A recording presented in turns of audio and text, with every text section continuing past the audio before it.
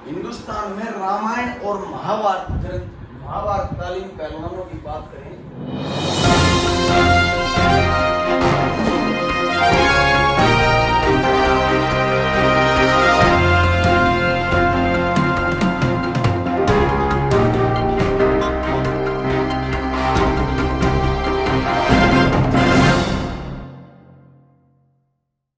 Friends, myself Tejpal Dalal. Second episode of the history of wrestling. Let's start our today's chapter. साथियों, मैंने पिछले episode में आपको बताया था कि दुनिया के अनेक इतिहासकारों ने अलग अलग स्थानों पर कुश्ती के अवशेष होने की बात कही है। कुछ इतिहासकारों ने प्रमाण भी दिए हैं। हम उनको साधुवाद देते हैं, उनके धन्यवादी हैं, उनको नमन करते हैं। ऐसे ही मिस्र की सभ्यता में 3400 ईस्वी पूर्व में कुश्ती के अवशेष होने की बात कही गई है। अब मैं आपको जो हमारे कुछ साथी हैं उनको एक छोटी सी चीज बता देता हूं।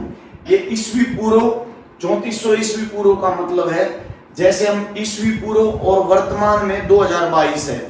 ईस्वी पूर्व के जितने सन है उनमें हम वर्तमान के 2022 जोड़ेंगे तो वो कुल वर्ष हो जाएंगे। तो 3400 ईस्वी पूर्व का मतलब है लगभग 5400 वर्ष पूर्व ये मिस्र की सभ्यता में कुश्ती के अवशेष होने की बात कही। इसी प्रकार यूनान में 3000 ईस्वी पूर्व में, तो ये हो गया आज अगर हम इसको देखें तो लगभग 5000 वर्ष पूर्व। इसके साथ साथ असीरिया, बाबिलोनिया, मेडिटेरेनियन सभ्यता, नील नदी की घाटी और भारत आदि साम्राज्यों में इसी समय मतलब समकालीन कुश्ती और मल्लयुद्ध के अवशेष होने की बात इतिहासकारों ने कही है। लेकिन कुश्ती के प्राचीनता व मूल स्थान के बारे में विश्व के इतिहासकारों ने कोई कॉमन जो एक साझा प्रयास जिसको हम कहते हैं वो नहीं किया है। तो इस साझे प्रयास के अभाव में हम ये कैसे कह सकते हैं कि कुश्ती का मूल स्थान कहाँ है, क्योंकि प्रत्येक देश के इतिहासकार, प्रत्येक देश के लेखक अपने देश में जो कुछ चंद इन सभ्यताओं में जो मैंने बात की है कुश्ती का मूल स्थान होने की बात जरूर कह रहे हैं और जाहिर है कहेंगे भी। अब हम आ जाते हैं भारत पर। सिंधु घाटी की सभ्यता जिसे हड़प्पा सभ्यता और अंग्रेजी में इंडस वैली सिविलाइजेशन भी बोलते हैं, जो भारतीय सभ्यता है उसको विश्व और भारतीय इतिहासकारों ने उसकी जो तिथि बताई है वो बताया है कि लगभग 3000 ईस्वी पूर्व में ये सभ्यता थी। 3000 ईस्वी पूर्व का मतलब हुआ साथियों कि आज लगभग 5000 वर्ष पूर्व ये सभ्यता थी। तो अगर हम ये तुलना करें, फिर इससे पहले मैं बात आपको बताऊं कि दुनिया के कई इतिहासकार सुमेर, एकेडियन और मिस्र सभ्यता में कुश्ती का मूल स्थान होने की बात कह रहे हैं कि कुश्ती वहां से शुरू हुई। अब हम आते हैं जो तिथि दुनिया के इतिहासकारों ने बताई है।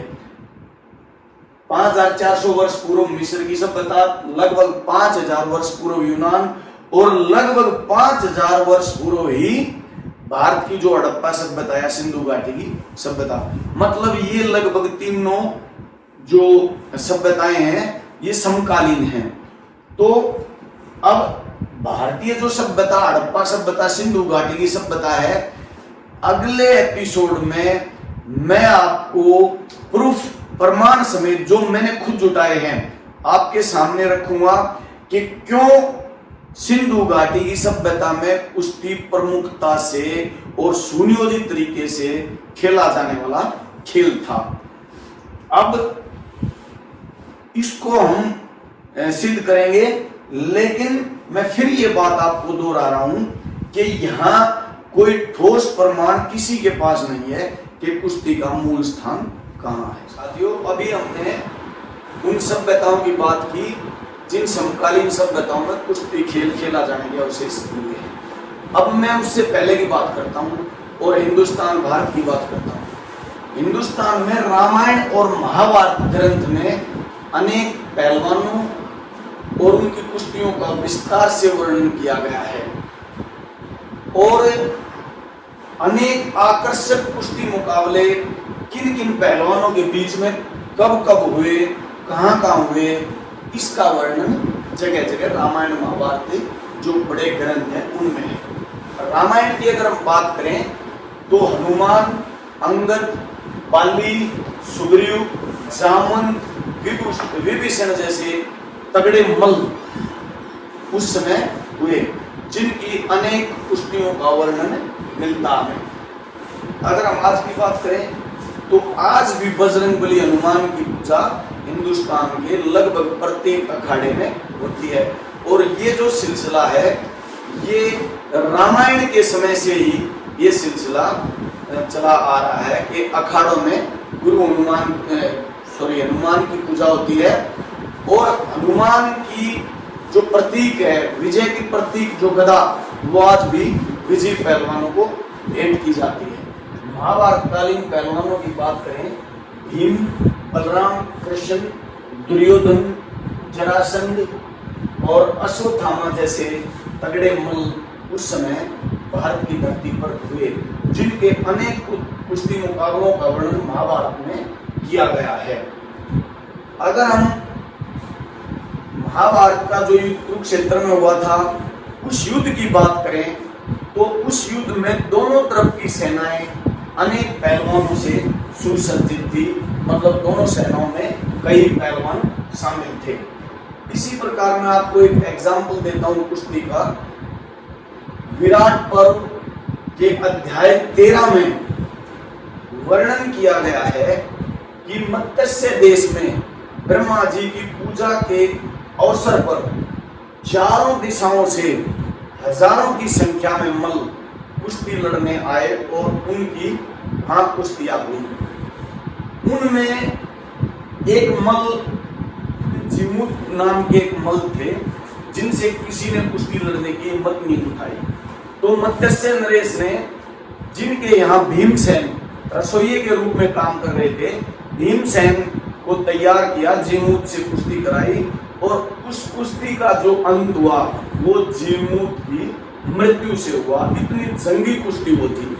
इसी प्रकार साथियों, अगर हम वर्तमान को उस दौर से जोड़ें तो जो ब्रज प्रदेश, उत्तर प्रदेश में जो जिसको हम ब्रज का क्षेत्र बोलते हैं, ब्रज प्रदेश के जो अखाड़ों का जो स्वरूप है वो आज भी उसी रूप में है जो महाभारत कालीन हुआ करता।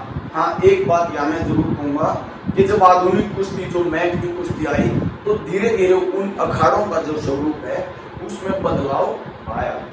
अब इस प्रमाण के तहत जो हम हर एपिसोड में आपके सामने तथ्यों सहित प्रमाण समेत रखेंगे, आज मैं एक प्रमाण आपके सामने रख रहा हूँ कि रामायण महाभारत में पहलवानों का जो कसरत करने का जो अभ्यास के तरीके थे, जो सामान था, उस सामान में एक सामान होता था मड्डू। और मड्डू से उस दौर के जो पहलवान थे, रामायण महाभारत कालीन जो पहलवान थे, वो उससे अभ्यास करते थे।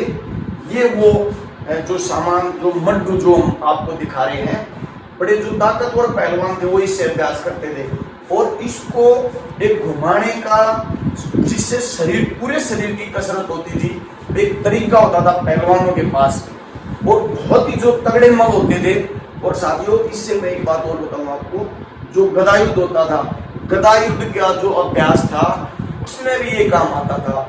और आज भी आप देखो कहाँ रामायण महाभारत, और उस दौर से हजारों साल से लेकर आज तक भारतीय अखाड़ों में इस जो एक कसरत का सामान है, इससे भारतीय पहलवान अभ्यास करते हैं, इसको घुमाते हैं। धन्यवाद साथियों। अभी अगले एपिसोड में आप एक से एक रोचक जानकारी, इतिहास की, कुश्ती इतिहास की जानकारी आप देखने जा रहे हैं। अगर आप ये समझते हैं कि ये इतिहास देश के लिए, राष्ट्र के लिए, युवाओं के लिए, पहलवानों के लिए, छात्रों के लिए उपयोगी है, तो आप इसे लाइक करें। और चैनल वर्ल्ड ऑफ स्पोर्ट्स जो आपके सामने ये चीजें रख रहा है, वर्ल्ड ऑफ स्पोर्ट्स से ज्यादा उसको सब्सक्राइब करें, उससे जुड़े। धन्यवाद। जय हिंद।